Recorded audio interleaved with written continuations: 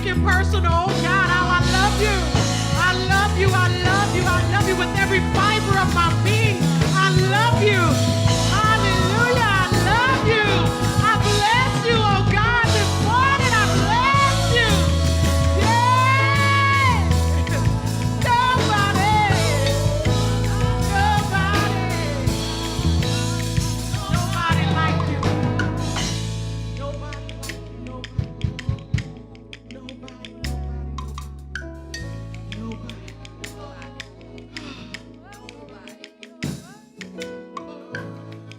Nobody, nowhere.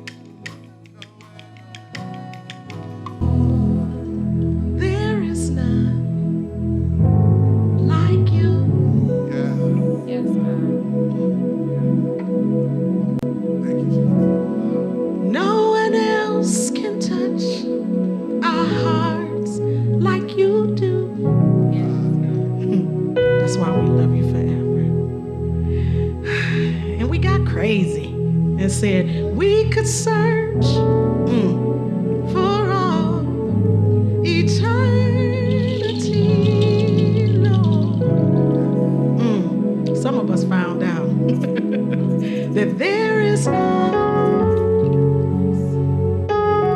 There is none. Yeah. Come on. Oh, there is none like you.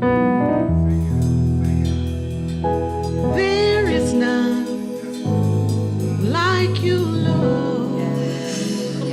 Ooh.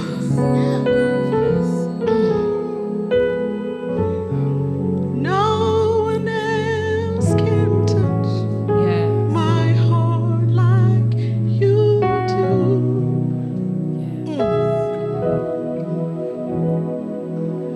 We tried to search, still searching. Somebody's still searching, Lord. They need to just stop.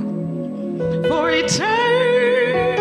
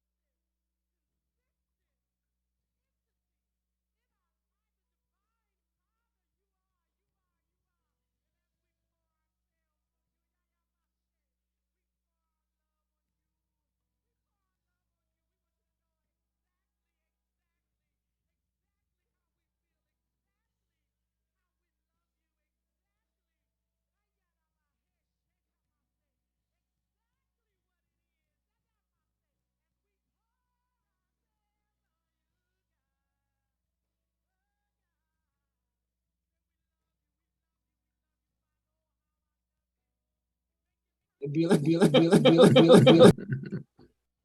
how much she running to Canton. You know, I'm going, God sending me. God ain't sending you nowhere. Just That's why I'm still sitting here. That's why I came back to Toledo. Ooh, glory. but your heart was still in Canton. Why? I have no Akron. Akron. Not Canton, Akron. I want to start with Hebrews 12, and if I Denise, Yes, sir. you have it in the King James version. Yes, sir. 'Cause, y'all know Pat, Pastor Pat. She was a dyed in the wool King James version. Mm-hmm. Stretch when she stretched and she'd be around me. She said, "I got an NIV now."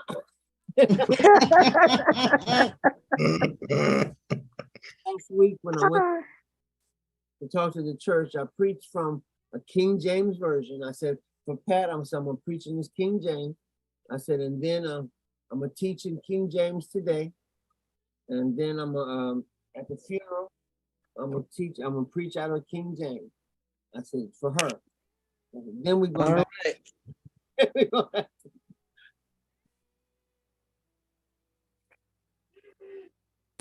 And so Hebrews, the 12th chapter, I want to start with. Verse 1.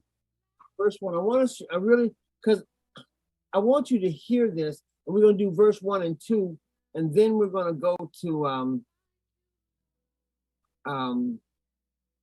2 Corinthians, the 3rd chapter.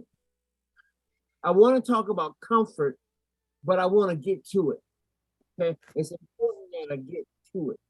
So let's start with Hebrews, the 12th chapter, verse 1. And I need you to actually walk with me through this. And I'm reading out of this is coming from the King James Version, the original Bible of the church. Therefore, we also, since we are surrounded by so great a cloud of witnesses, let us. Now listen, that cloud of witnesses is making reference to chapter 11. Why are we doing this? Okay, it's making reference to that long list of people that I believe is Paul, writer of Hebrews, actually penned all the people that kind of stood out, the normal people who walk by faith and whatever it was. And so he talks about this. And then when he gets to chapter 12, remember that when Hebrews was written, it didn't have chapters.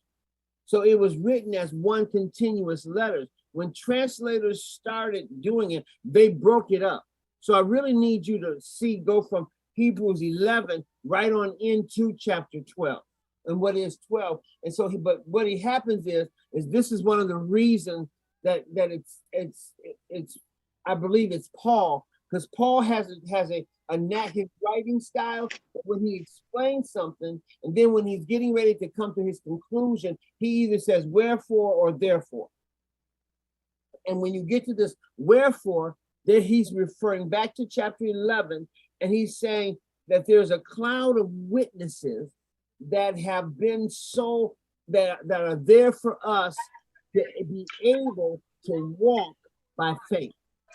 We have enough examples that I'm so tired of people talking about, well, I'm not Jesus. Well, you don't have to be Jesus to walk by faith. You've given us enough people that show that a faith walk is possible. Okay? Cloud of witnesses. And we have believers that have went on to heaven who have now joined the cloud of witnesses, leaning over the banister, hearing us on. And Paul says, since you got all these people, Denise, Let us lay aside every weight and the sin which so easily ensnares us. y'all know a weight is not necessarily a sin. A weight is something that you personally don't necessarily mean that you cannot judge somebody else because it does not bother you. A weight is something that hinders you from that you choose to carry or keep standing between your paramount growth in Christ. Yep. That's a weight. That's something that you deal with that doesn't necessarily help your growth, but it don't take your salvation. I guess the way I can really say it, it's just not expedient. It's not the best thing for you. Okay? So we already know that a weight is not the same as a sin, because Paul says, lay aside every weight, comma, and then the sin. Now, sin is just plain missing the mark of what God has called us to do. But what do they both have in common? They both does so easily beset us. They both distract us. They distract us from being what we could be. Let me read this here from the Amplified Version. Therefore, then, since we are surrounded by such a great cloud of witnesses, who have been, and the Amplified says, who have borne the testimony of the truth, let us strip off and throw aside every encumbrance, unnecessary weight, and the sin, and that sin which so readily, quietly, and cleverly clings to and entangles us, and let us run the race with patience. Okay? That's what it's saying. I need you to understand this, that it hinders us from running the race. Running the race, go ahead and say it. Weight and sin hinders you. It stops you. While you blame the lack of your progress, the reality is that there's a weight or a stick hindering your race. The Holy Ghost will identify both of them. Both of them are, if you identify them, we don't need it. We think we do because we're comfortable with it. But if he says you don't need it, he's telling you, you have to make the choice to let both of them go. With patience, the race. If you have a pen, I want you to underline, run with patience. You do know is to be run, and that you have to learn how. Let me ask these questions. What's the difference between being complacent and being patient?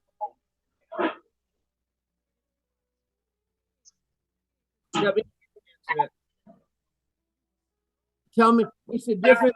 What is complacent? Can y'all hear me? There's a background noise. I don't think everybody is muted. Can everyone please mute their?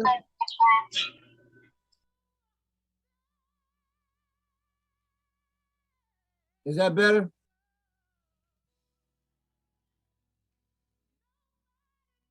Hello? Okay. Yes, that's better. That's better? Okay. So what is the difference between, what does complacent mean?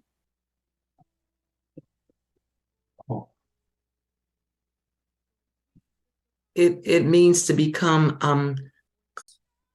looking for him. Anybody else is a distraction. Anything else is a distraction. Because here's what happened. It says if we follow his example, who for the joy, not the hallelujah, but for the joy, the calmness of the strategic plan that behind it all, God is working stuff out. Are y'all with me on that one?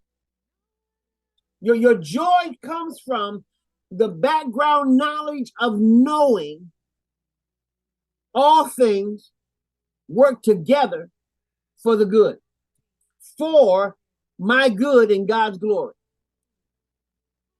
Man, the joy that I deal with. Why? Because I know, Mama done put it like this, I know that he will make a way. I know that Jesus will fix it. That's why they would sing, I know trouble in my way. I have to cry sometimes. But when they say, what was the main course? Jesus will fix it.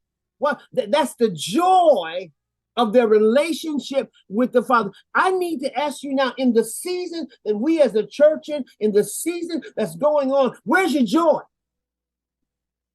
Where's our belief that God, he does all things well, and we know that he's going to fix it. It's going to be made plain to us. The joy of the Lord. The joy of the Lord is my strength.